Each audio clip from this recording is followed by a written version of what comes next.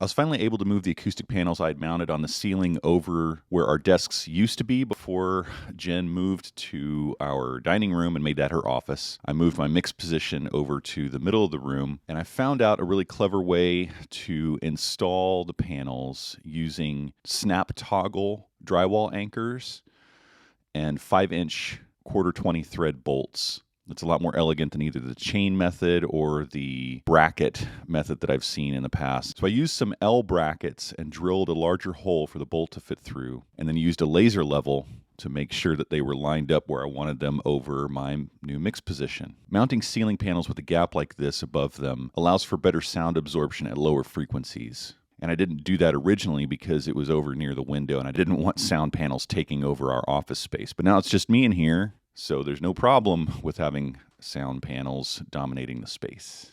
It would be nice to have an acoustic panel in the middle there because I can hear the reflections off of that space in between the two panels, but overall it's making actually a really good difference on the sound of my speakers as well as absorbing some of my voice when I'm talking into my microphone.